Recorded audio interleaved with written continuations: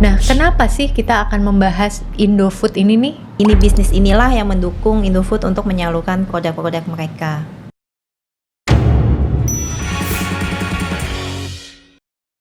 Welcome back to Superstock Mirai Aset Sekuritas Indonesia bersama saya Alia Natasha. Di episode Superstock kali ini kita sudah memilih satu saham yang akan kita bahas tuntas. Bersama saya telah hadir Anggraini dari One Asia Equity Sales Mirai Aset Sekuritas Indonesia. Halo Mbak. Halo Mbak Alia. Jadi hari ini kita bakal bahas salah satu perusahaan manufaktur di Indonesia yang bernama Indofood Sukses Makmur atau yang teman-teman kenal dengan kode saham INDF. Jadi perusahaan Indofood ini sudah berdiri dari tahun 1990 dan listing di bursa sejak 1994. Untuk harga IPO-nya dulu di 6.200 per lembar. Nah, kenapa sih kita akan membahas Indofood ini nih?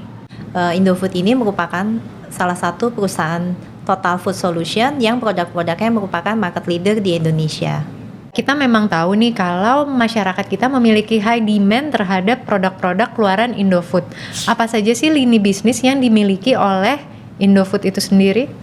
Jadi Indofood sendiri mereka punya 4 pilar bisnis. Yang pertama adalah Consumer Branded Products atau CBP, yang kedua Bogasari, yang ketiga agribisnis, dan yang terakhir adalah distribusi. Beberapa contoh brand dari CBP seperti Indomie, Popmie, Supermie, dan di dalam CBP ini juga terdapat brand-brand snack yang kita kenal seperti Cheetos, Citato, Lay's, dan juga termasuk di dalamnya adalah pengemasan. Contoh produk dari Bogasari seperti tepung terigu dan pasta, dan untuk brandnya yang teman-teman kenal seperti Segitiga Biru, Cakra Kembar, dan juga La Fonte. Dari agribisnis, Indofood memiliki perkebunan kelapa sawit, karet, dan tebu. Dan mereka juga melakukan penelitian dan pengembangan produk yang menghasilkan produk-produk seperti minyak goreng dan juga margarin. Contoh brandnya antara lain Bimoli dan Palmia. Dari distribusi, perusahaan seperti Indofood pastinya membutuhkan pendukung untuk menyalurkan produk-produk mereka ke pasar modern, pasar tradisional, maupun ke kafe ataupun restoran. Nah, lini bisnis inilah yang mendukung Indofood untuk menyalurkan produk-produk mereka. Di tengah pandemi COVID-19 ini, kita melihat banyaknya penurunan aktivitas ekonomi di masyarakat. Nah, bagaimana dengan kinerja Indofood tersebut? Selama semester pertama kemarin, Indofood masih mencatatkan kenaikan laba sebesar 16,4% di angka 5,3 triliun rupiah. Dikarenakan produk-produk dari Indofood sendiri merupakan produk-produk yang dibutuhkan sebagai makanan pokok oleh masyarakat. Kinerja tersebut didukung oleh kinerja dari pilar CBP, agribisnis, dan juga distribusi. Dari produk yang dihasilkan oleh CBP, ternyata demand terhadap mie instan di tengah pandemi masih stabil. Dari agribisnis, karena harga CPO dunia membaik, jadi hal tersebut juga membantu kinerja perusahaan. Di tengah lesunya perekonomian akibat COVID-19, apakah faktor yang menjadi tantangan INDF di kedepannya?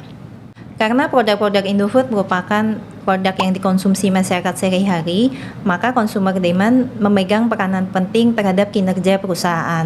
Dengan adanya stimulus pemerintah yang memberikan bantuan langsung tunai atau yang kita kenal dengan BLT, kedepannya diharapkan bantuan tersebut bisa mendorong purchasing power dan consumer demand.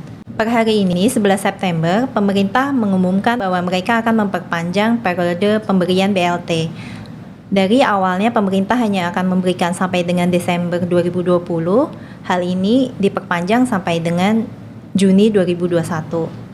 Dengan adanya perpanjangan waktu tersebut dan karena Indofood merupakan perusahaan yang bergerak di bidang konsumer dan produk-produknya merupakan produk yang dikonsumsi masyarakat sehari-hari, hal tersebut harusnya bisa berpengaruh positif terhadap kinerja perusahaan. Bagaimana performance kompetitor lainnya? Apakah juga tetap mencatatkan pertumbuhan yang positif atau bagaimana, Mbak? Nggak semuanya mencatatkan pertumbuhan yang positif. Jadi ini luar biasa banget ya, Indofood bisa tetap menaikkan kinerjanya di tengah pandemi ini.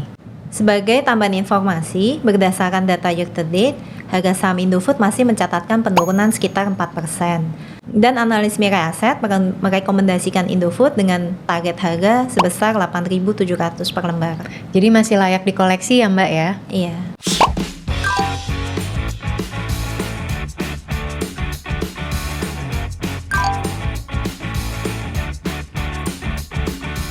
Oke, terima kasih banyak Mbak Anggraini atas informasi dan waktunya. Semoga bisa membantu teman-teman dalam merencanakan trading plan. Saya Alia Natasha beserta Saya Anggraini Setiawan. kami undur diri dulu. Sampai jumpa di episode Superstock selanjutnya. Happy cuan!